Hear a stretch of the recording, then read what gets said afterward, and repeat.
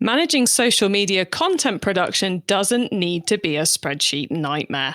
Find out how to streamline and reduce risk. You're listening to the Keep Optimizing podcast to increase your traffic, improve your conversion rates, and grow your profits. Hello and welcome. I'm Chloe Thomas, the host of this Marketing Focus podcast. If you're not familiar with our format, then each month we focus on a different marketing method. Could be email, SEO, Facebook ads. And each week I interview a different marketing method expert to explore the latest advice on making that marketing method work for you. This month we are all about organic social media. It's a topic I endlessly struggle with because doing it isn't one of my strengths and because the ROI is so hard to justify. But it is frequently an essential part of building a better relationship with your customers, which is increasingly important for long-term growth. As always, we're going to be tackling social media from various angles this month, and we're starting off with one of the biggest ways you can improve the return on investment of your social activity, which is how to streamline those behind-the-scenes social media workflows. Yes, we are talking about your sign-off processes. We're talking about the tools you use. We're talking about the risks of not doing it well and a whole host more. We're going to meet today's guest expert in a moment or two. But before we do, please do check out the sponsors. This podcast is brought to you by Klaviyo, the ultimate e-commerce marketing platform for brands of all kinds and sizes. Whether you're an entrepreneur just starting out or you're part of a marketing team at a multinational brand, Klaviyo will give you everything you need to create memorable marketing moments, building customer relationships that keep shoppers coming back time and time again. Get started with a free account today. Visit klaviyo.com/masterplan. That's klaviyo.com/masterplan. Today, I'm chatting with organic social media expert, Maruna Dragomir. Maruna has been in marketing since 2015 and for the last 3 years has been in charge of marketing at Planable, a platform that simplifies running social media campaigns. In that time, she's talked with hundreds of social media teams, learning about how they manage their resources to produce excellent campaigns efficiently. Hello, Maruna. Hi, thanks for having me here. It's great to have you here. And I think our podcast listeners know I'm a little bit obsessed with doing things efficiently and effectively, and I do love a workflow. So it's a real pleasure to be able to indulge in that when it comes to social media today. So before we get into all that kind of world of workload streamlining and everything, how did you get into organic social media? So I think it was actually a pretty interesting story and journey, because the first role that I had was at a large corporation and in a huge team. I think we were about 20 people in the social media team alone, out of which about 10 of us, half of us were on the organic side of things. And it was there when I kind of learned about all the not so glamorous sides of doing organic social media. And how much time I actually spent in doing the behind the scenes and ensuring that every stakeholder has seen every piece of content and that I've gotten feedback from everyone that I needed to. And, the panic when not everyone replied to that email, but the content had to go out, and those kinds of moments. I guess I don't know if I entirely realized how much time that was, or how much, I don't know, how frustrating maybe it was.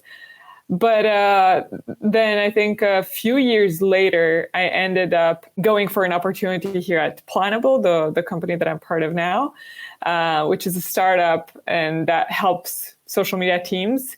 It's a software that basically makes their lives so much easier. And that was, for me, it was a very big moment of realizing, oh, so many things were wrong with that. And it was very interesting to join and contribute to this mission, seeing how I had that experience in the beginning of my career. I think it's something which rings so true for me, and I've seen happen in many an e-commerce, operation, is because it's hard enough to justify the return on investment for organic social media as it is without there being these complicated sign-off processes and authorization processes. And I've seen many a business, and I've been guilty of this myself probably a decade ago now, but I have also done it as the leader, as the business owner, of where, you have your sign-off process for email marketing or for a catalog or a direct mail piece where, you discuss what's going to go in it. Someone creates it, then it's signed off by their boss and maybe the managing director and maybe someone else, and the graphics are created by someone and they're signed off separately. And this whole process comes together for what is a highly valuable single piece of content in an email or a direct mail piece. But then people have taken that process of, when you were saying about your experience, I imagined you running around the office with a tweet on a piece of paper, trying to get it signed off by someone so you can go and type it up. And it's that kind of slightly crazy scenario where we've taken that really complicated sign-off process to, I've seen businesses both like take it to nothing, where they've just gone, hey, intern, run with it, and where they've taken it ridiculously complicated. So I think it's something which stops a lot of businesses doing organic social. Yeah, I think social, it seems like it should be a lot easier. But then if we really think about it, we realize that social is actually, it's a place that it's media. So it kind of encompasses a lot of the parts in a business. It's not just the marketing team or the conversion team or the acquisition team that has to put something on social. It's HR that should promote some new role. It's it's PR, it's employer branding. It's so many different areas of the business that have to be in this environment. And it doesn't really always make sense to build a page for each one. Mm-hmm. So that's why it becomes important for a lot of people. But when it comes to the approval process, you're exactly right. That's the same thing that I found. It's either way too complex, and it's not that it's way too complex, but it's done in such an inefficient manner that it's impossible to scale that kind of approval process. And so a lot of teams just end up not posting 2/3 of the content that they build because they don't get approved in time and they become irrelevant by the time they get the sign off. Or it becomes no approval whatsoever. Mm-hmm. And that's kind of, I suspect that the no approval whatsoever is actually at the heart of most PR crises that started off social. because it was super interesting. I even talked to some teams, I'm not going to name names, but teams behind that were there when a huge PR crisis happened. And for me, how you always ask that question, how did that end up to become live at such a huge brand? And I asked this exact question. How was that possible? I'm just curious. Did you not get the chance to look at it? How was it? And what they told me is that, it's a big campaign. Everyone signs off on the big campaign. But then for social media specifically, some people work on implementing and, communicating the campaign step by step and kind of drip posts. Mm-hmm. But the actual approval ends up being, because it's so painful, it's, again, spreadsheets, emails, chats, whatever, because it's so painful, everyone ends up asking the next person to do it. And that ends up going to absolutely no one at some point. And either the agency is responsible alone, which is super complicated to give the entire responsibility mm-hmm. to the agency, or just exactly an intern that came into the team a month ago. Yeah, so if I think back to some of the, the utter howlers that I've seen over the years, they have been, there's the one which springs to mind, which I used to put in presentations probably again a decade ago. I think it was Chrysler Motors or GM Motors tweet their account, so massive American car company, tweeted, "Why do they call Detroit Motor City? Because no one here can effing drive." I know that one. You know that one? Yeah. And the reason it happened was because the guy who ran it was the owner of the social media agency. He was driving in Detroit and posted it on the wrong account on his phone. Oh, and it's like, that's the guy who would lose. I'm sure he must have lost the account with that company. And that's probably hundreds of thousands of dollars a year. So if someone who should know better and who has so much to lose can screw it up, it's Yeah. And anyway, I take us off track because we're not necessarily here to talk about those big screw ups, but my brain is just tinging with them at the moment. Yeah, but they do happen. That's the reality. We're humans behind social accounts. I mean, if you don't have, I mean, it's funny when you think about those people that really did a very bad thing and screwed up really bad. But it's funny. But if you think about it, the system should have not allowed them to have that kind of mistake, because it matters less if they lost their job or whatever. The tweet was out there. Everyone knew about it by the time the consequences hit him. Yeah, because I mean, we're going to get onto the workflow streamlining, but something I wanted to ask you up front is, I've often said to people that the best way of dealing with all that kind of heavyweight stuff of trying to get social media signed off as such is first off to have a decent policy of who has access to what on what device. You know, so I would give my social media teams a work mobile that is their work mobile that doesn't go out with them on a Saturday night, you know. So that's the one where the right accounts are, which would eliminate your Detroit issue.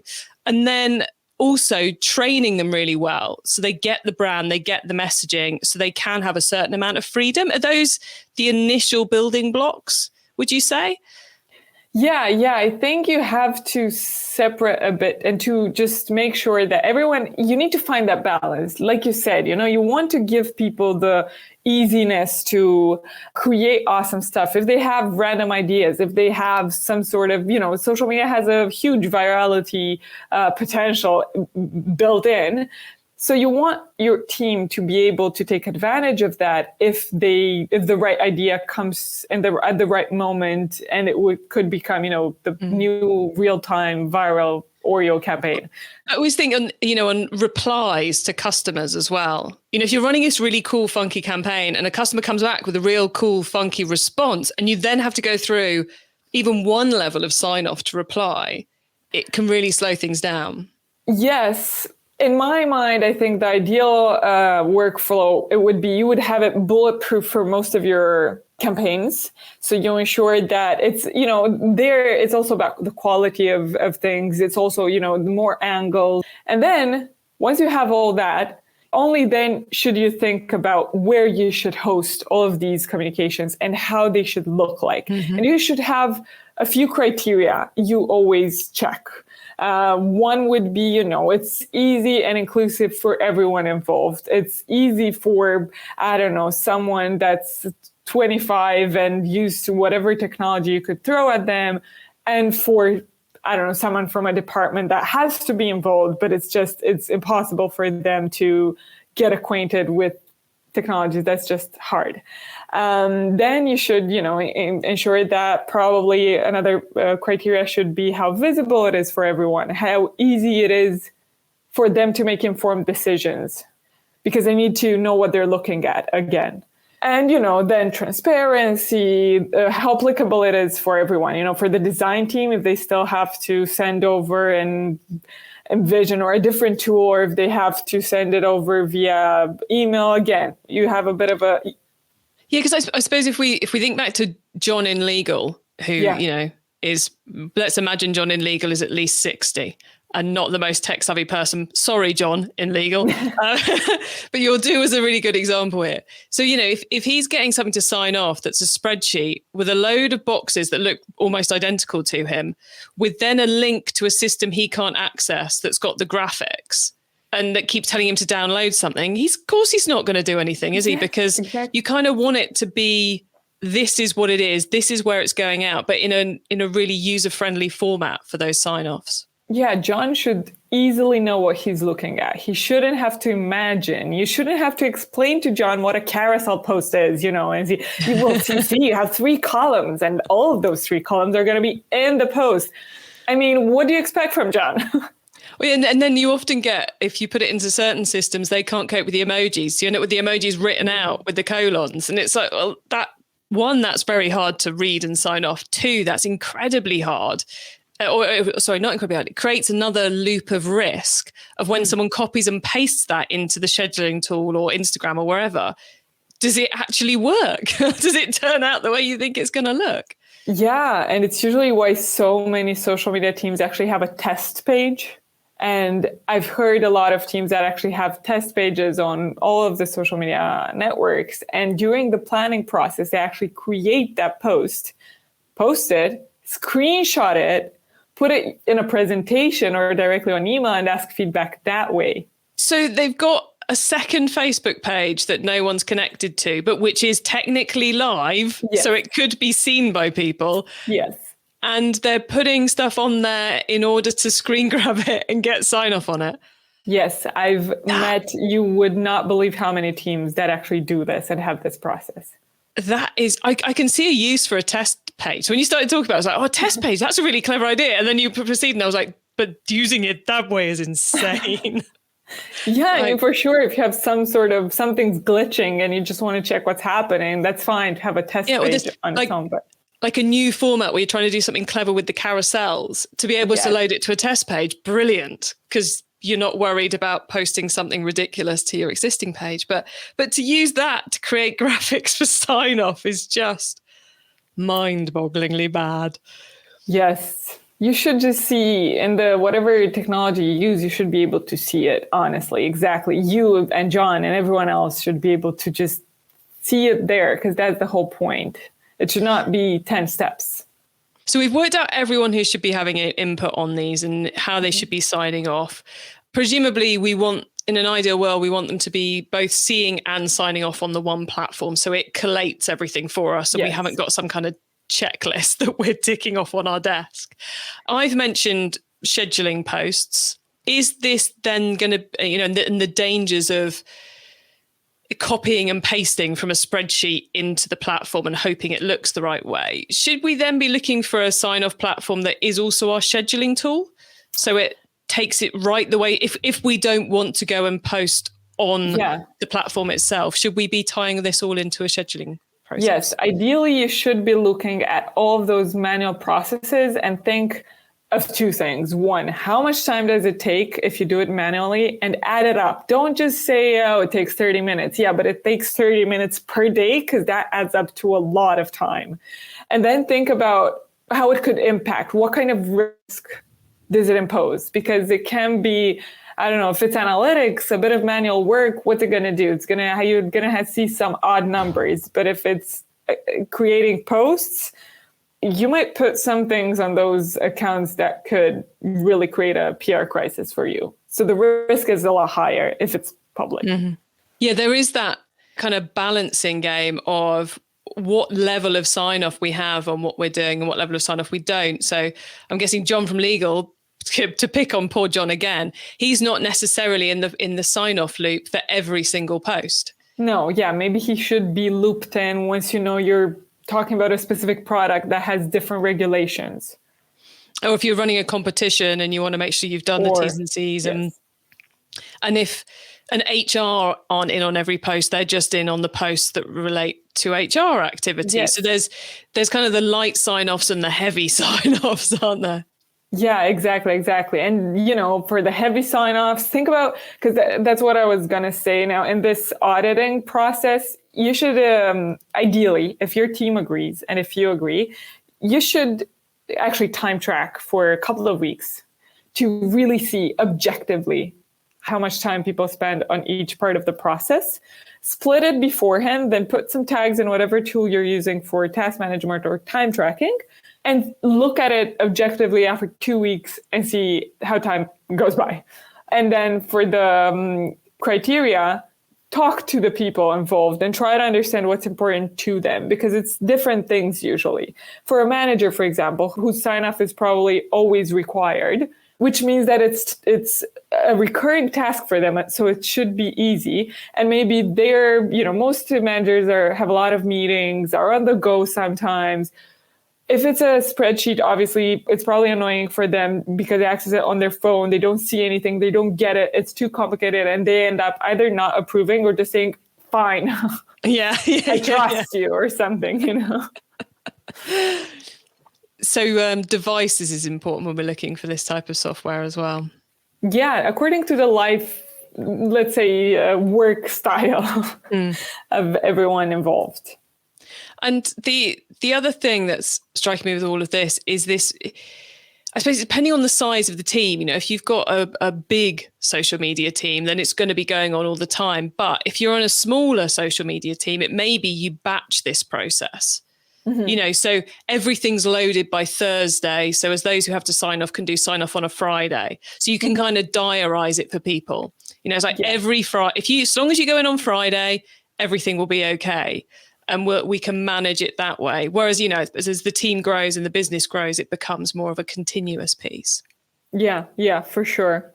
Okay, we're going to pause for a reminder of our sponsors, and then we'll be talking about the wider world of organic social media. Success in 2021 means building stronger relationships with your customers. Last year saw a lot of consumers switching to buy online, leading to surges in new customer acquisition. So how are you planning on turning your new first-time buyers into profitable repeat customers? Well, that's what Klaviyo is for. Klaviyo helps businesses create memorable marketing moments through email, SMS, and personalized website experiences. And that is what creates repeat purchases. That's why Klaviyo, the ultimate e-commerce marketing platform, is used by over 50,000 e-commerce brands around the world.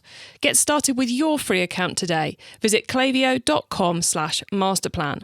That's KLAVIYO.com/masterplan. Okay, Marina, so far we've gone deep into social media teams' workload streamlining. And now, though, you get to wow us with your insider knowledge about the whole world of organic social media. So for the following questions, your answer can be anything at all to do with organic social media. But if you want to stick to our topic so far today of social media teams' workload streamlining, then that is totally fine by me. So, Marina, are you ready for these? Yes, I'm perfectly ready. Okay, awesome. Let's start with organic social media newbie advice. If we've inspired someone to take their first steps in taking organic social media seriously, what do they need to know to give themselves the best chance of success? Sure. I think the most important thing is to make it scalable from the very first start. It's really important because it will grow a lot faster than you think. And I'm not necessarily growing your expectations in terms of followers and whatnot, but the efforts, it might be easy to minimalize them at first, to just think, okay, sure, I'll shoot this video on this very great scenery and whatnot. But you should think about the scalability of it, how much you can grow with the same resources that you have at this moment. And don't do too many things manually at first because they're going to stick like a disease. I love that because it's so often we kind of, especially if we've started doing it ourselves in our business and then we try and build the team, we expect them to do what we were doing. It's like, actually, that makes so little sense. You've got to think about that growth. I love that one. Okay, now once you've started, of course, you've got to keep optimizing. So what's your favorite way to improve organic social media performance? It's about the keeping yourself and everyone involved accountable for the work that you're doing. I take this advice myself and I force myself to every other month or every 3 months, every quarter, I have a meeting with my entire team, with myself, obviously, but we talk about our work. And not about the work as in the results, but about how we're doing things. How are you, I have colleagues that do SEO, some that do social media or content or whatnot. I ask them to take everyone else through the exact step-by-step on how they're doing things so as we can spot whatever flaws we have in that workflow and what's taking the longest and what's not okay to be doing as they are, if it's manual, if it takes a lot of time, if it's a waste of their time, and if it simply makes sense, because sometimes there just might be no other smarter way to do things. But then you ask, is this a good thing to do at all? Does it bring the results it should if you're spending so much time on it? So I think the key aspect here is to simply audit everything that you're doing every 3 months. It will help a lot more than if you do it after 2 years and you find that everything is extremely messy and it's impossible to untangle.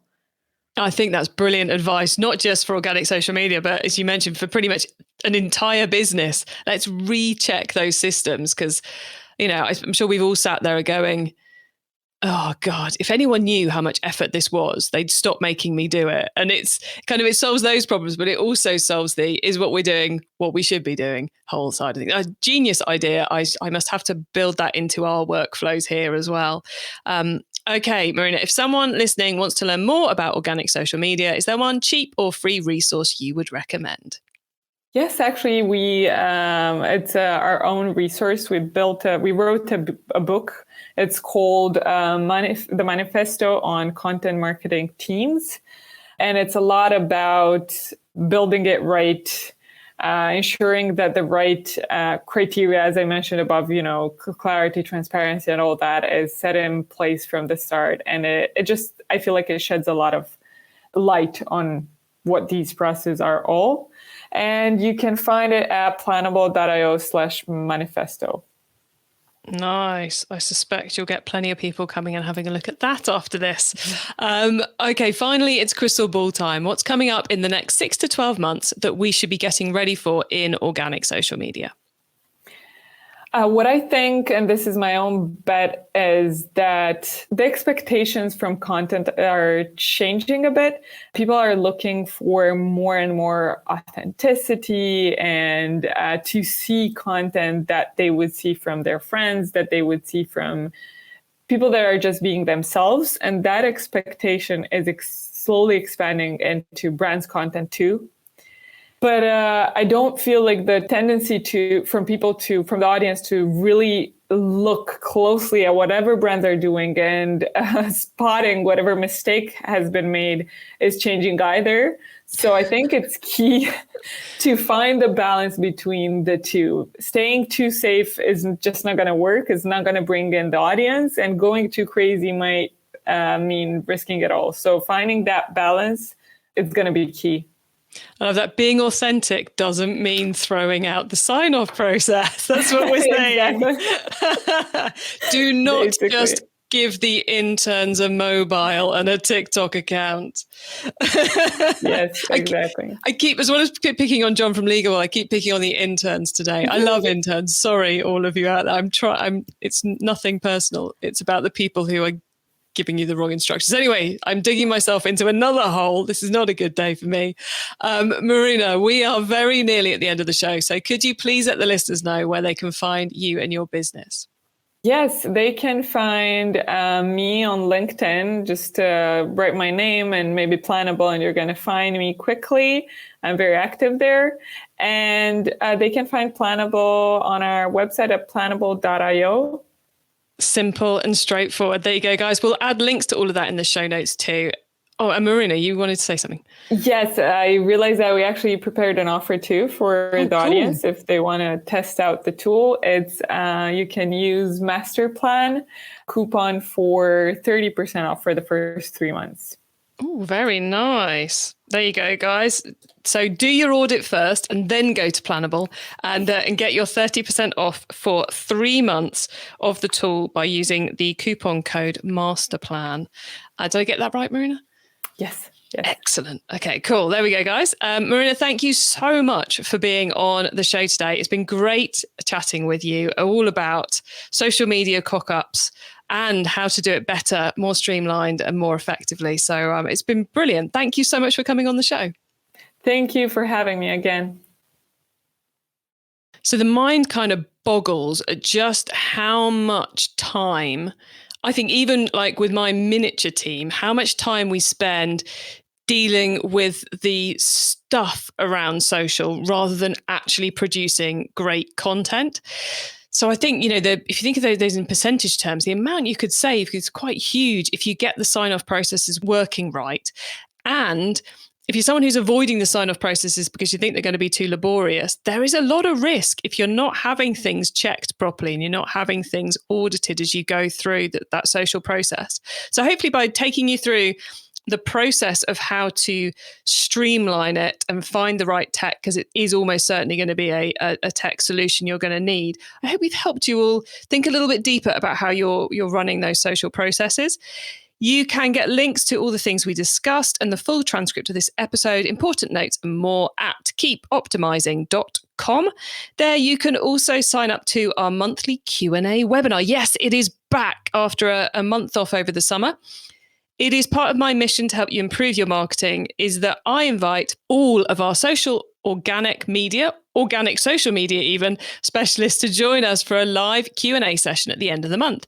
It's your chance to get your questions answered. So if you've got questions about your team and the processes and the sign-offs, or you've got questions about Instagram or content production or any of the other things we're going to be discussing this month, then come along to our webinar to get your questions answered by our experts. To sign up for that, just go to keepoptimizing.com and you'll find a link to our Q&A webinars, and there you can get yourself registered. Thank you so much for tuning into this episode of the Keep Optimizing podcast. If you've enjoyed this episode, then do stick around for the rest of this month's episodes, because we are going to be getting even deeper into social media. And if you want to hear some of the ones we covered last time we did social media, which were excellent too, then you can find all our social media episodes either by scrolling through your podcast player, and you'll see they've all got the words social media at the beginning of them, beginning of the titles, or you can head over to keepoptimizing.com. Go to topics, click on social media, and you'll find details of them all there, plus replays of our previous live Q&A webinars. Phew, that's a lot for you to do, isn't it? Plenty for you to go and binge on right now. Well, look, please do also tell your fellow marketers about the show, because I want to help as many marketers as possible to improve the performance of their e-commerce marketing. And I know there's always a lot of room for improvement around social, whether it's on the back-end processes or on the front-end content. Have a great week, and make sure you listen to the next episode so I can help you to keep optimizing your marketing. Access everything Keep Optimizing at keepoptimizing.com. That's with an S, not a Z.